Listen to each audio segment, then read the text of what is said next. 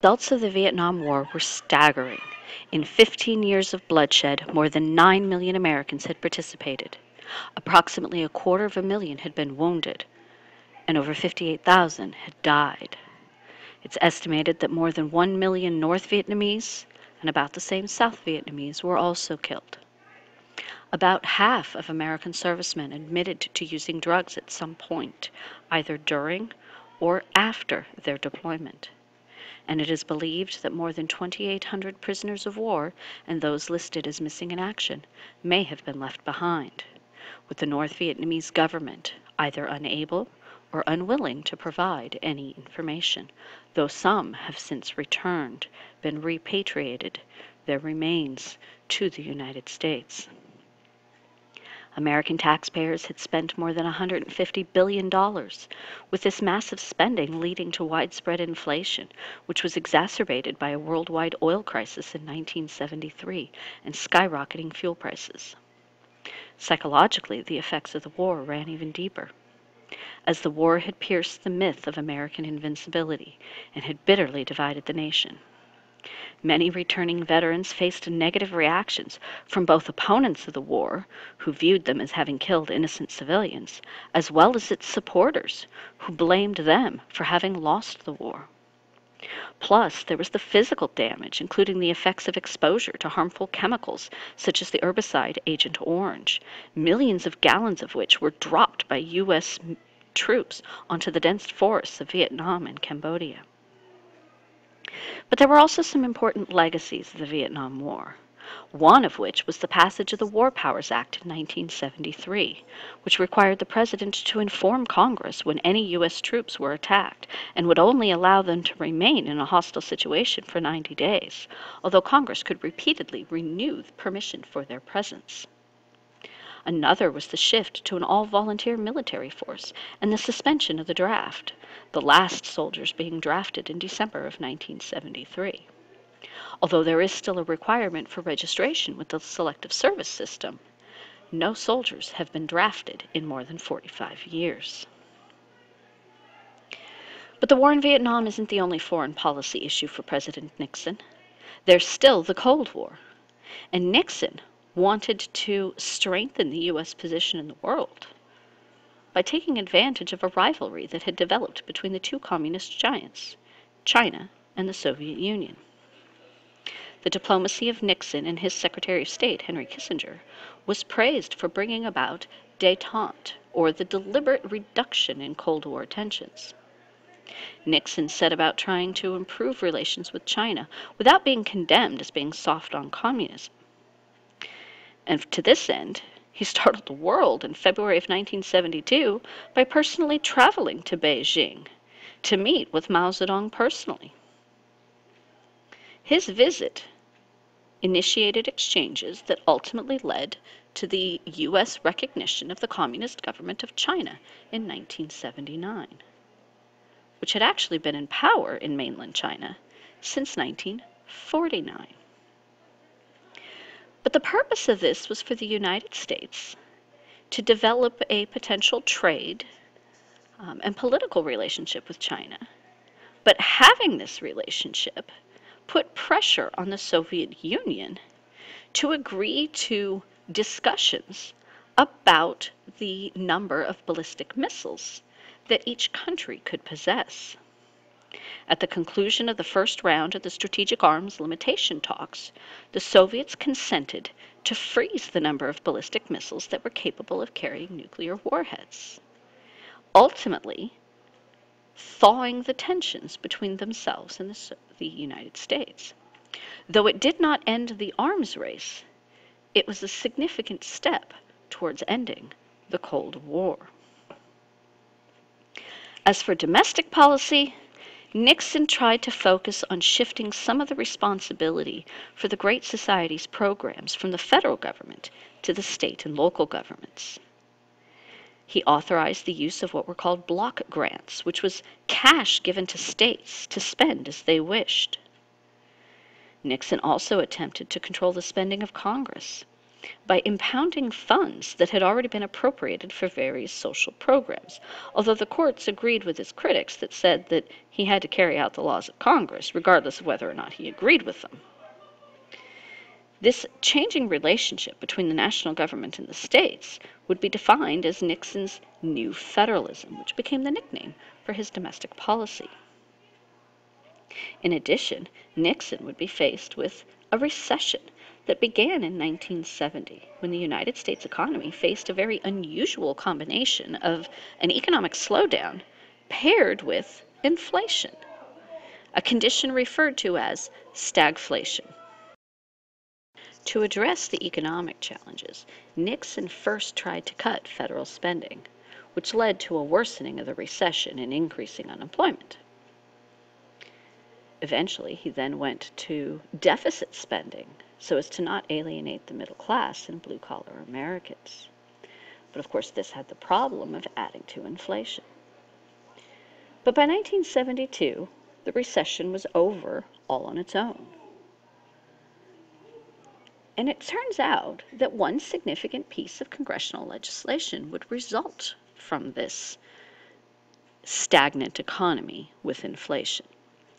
And that legislation was that Social Security recipients would now receive automatic cost of living increases in order to protect them from future inflation, as most Social Security recipients got a flat rate per month and in effect had gotten poorer as the cost of goods had gone up, which then led them to spending even less money, which then made the economic slowdown worse.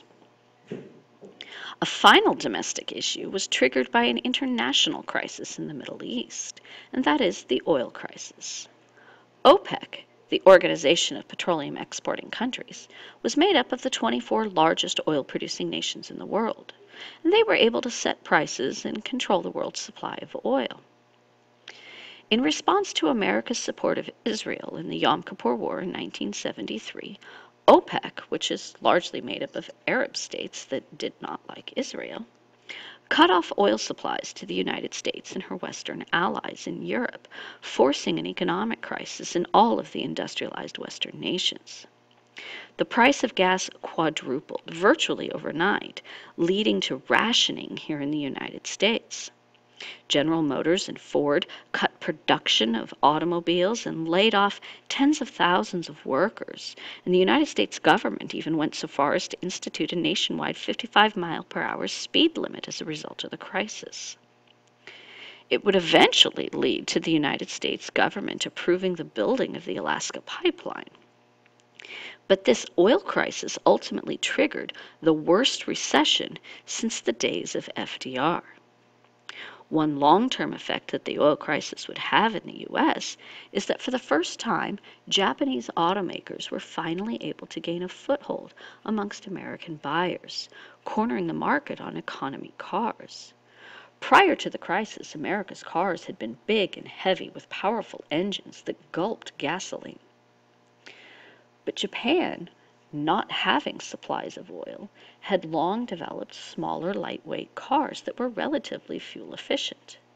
And those suddenly appealed to American consumers, and American automotive manufacturers rushed to try and keep up. But Japan would use its newfound economic power to then go into the fields of electronics, computers, and even real estate, helping them to become one of the most powerful and wealthy industrialized nations in the Pacific region. Because he had only won 43% of the popular vote back in '68, Nixon wanted to make sure of his election in '72, so he began work on attracting what he called the silent majority, those who were sick of protest, militants, school busing, and the excesses of the youth counterculture. To try and win over the South specifically, he asked federal courts to delay integration plans and busing orders, and he even nominated 2 Southern conservatives to the Supreme Court, although they were not confirmed by the Senate. Regardless, his strategy ultimately worked well, and Nixon would win the majority in 1972, including a majority vote in every Southern state. representing the shift of Republican control into the South, although Democrats still held both houses of Congress.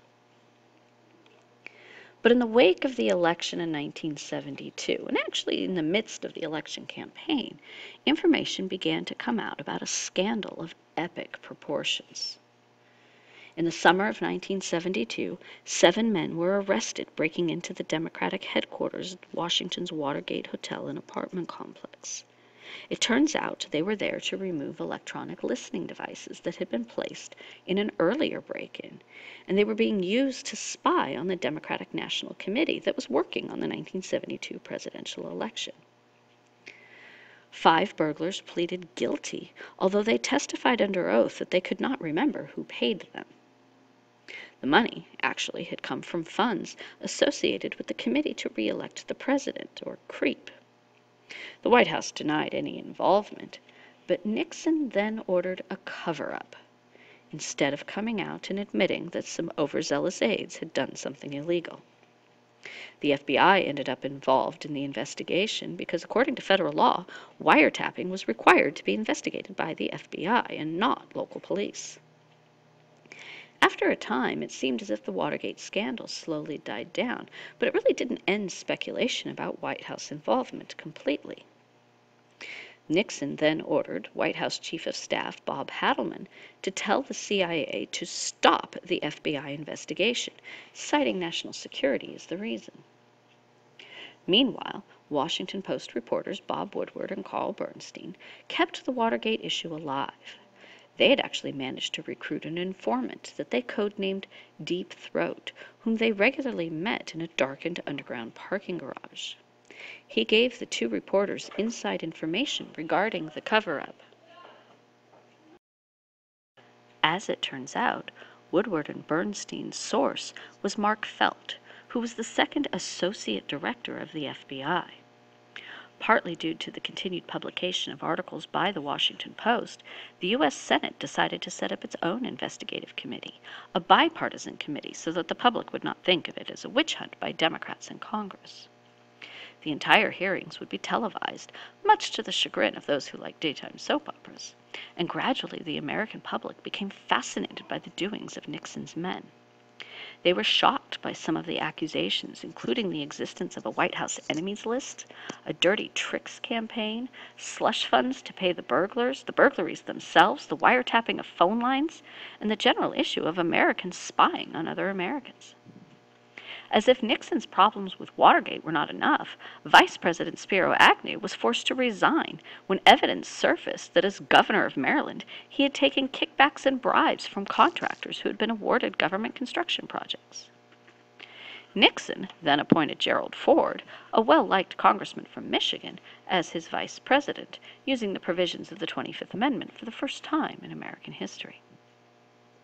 As for the Watergate investigation, the Senate committee called numerous witnesses over 6 months, including John Dean, the man who had been placed in charge of the cover-up. During various witness testimony, it was revealed that Nixon, back in 1969, had ordered the installation of a taping system in the Oval Office. The purpose of the tapes would be to help Nixon publish a book on his presidential memoirs after his time in office. With the audio recordings, he would be able to refer back to them to recall how decisions were made and who said what. So with the existence of tapes revealed, the Senate asked Nixon to surrender them, but he refused, citing executive privilege. He did volunteer to send a summary of the tapes to the Senate instead, but they wanted to hear the tapes for themselves. So a subpoena was issued, the first time this had been done since the time of Thomas Jefferson. Nixon then claimed that he would not release the tapes at all because national security would be endangered. This left the Supreme Court to decide the issue, and in the case of the U.S. v. Nixon, the court eventually ruled that executive privilege did not apply to cases involving criminal actions. And those tapes would be the smoking gun that would bring about the downfall of the president. Amidst increasing public resentment, the House of Representatives began investigating means to impeachment starting in October of 1973. Eventually forced to turn over the tapes, because of the Supreme Court ruling in August of 1974, it was then revealed that there were huge gaps of silence on one critical tape. as it appeared that all incriminating evidence had been erased and all references to the Watergate cover-up had disappeared. When asked about it, Nixon claimed that he had accidentally pushed the wrong button on the tape machine, which actually wasn't possible because they started automatically when someone started talking. But what was included on the tapes was that Nixon had learned of the break-in just 6 days after it had happened, that he was aware that some of his closest advisors were involved, and that he had helped to plan the cover-up that had been suggested by one of them. The tapes also revealed that he had tried to prevent the FBI from conducting an investigation of the break-in, which is obstruction of justice. Pressure by fellow Republicans encouraged Nixon to resign rather than to endure an impeachment trial. So he announced his resignation from the presidency on television on August 8, 1974, effective at noon the following day. A month later, President Gerald Ford granted Nixon an unconditional pardon. Although all of Nixon's aides would serve at least some time in prison, they too eventually all received pardons.